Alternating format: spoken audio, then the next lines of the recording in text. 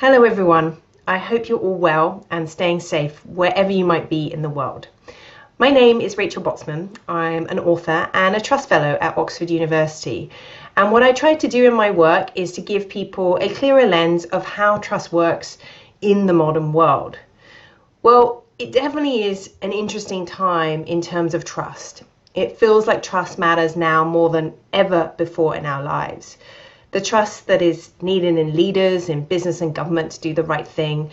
The trust that we need in information and scientists and experts. The trust that is forming in virtual teams, and also the trust in ourselves that we can cope and navigate this unprecedented period of uncertainty.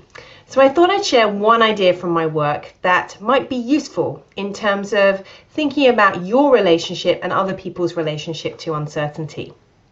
I'm a parent and I have 2 young kids, and like millions of parents around the world, I am doing my best to get some work done and help them with homeschooling. And the other day, my son was having a little bit of a meltdown and telling me that I was the worst teacher in the world. And I started to really listen to what he was saying. And he was telling me how much he wanted to go back to his real teachers, to his classroom, to his friends, and to learning in a way that he knew and understood. Now, at the heart of what he was saying was something incredibly powerful that I hadn't really thought about or really given enough attention to, if I was honest, until that moment.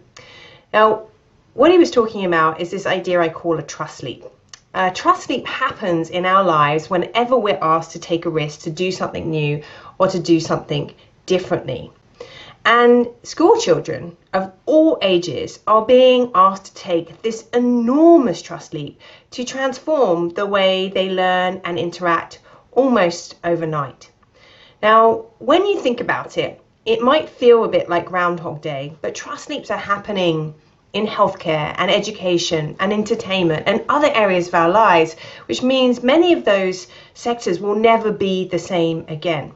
So on the one hand, trust leaps represent an opportunity.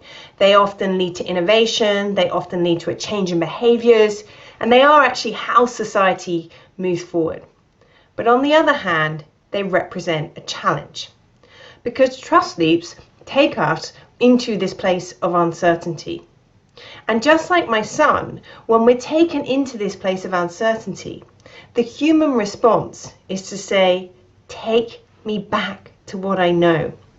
Put me back in control.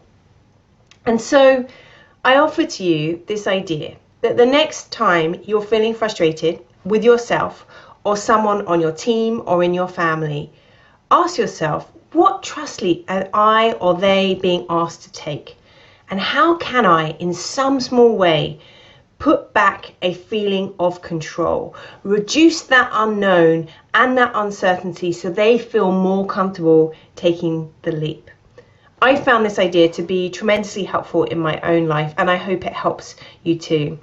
I really hope to see you soon. One of the things I've realized being in lockdown is how much I miss being in the classroom with my students and miss being on the stage and having the opportunity to really connect with people. So I hope to see you at a WOBI event soon, and in the meantime, please stay well and stay safe.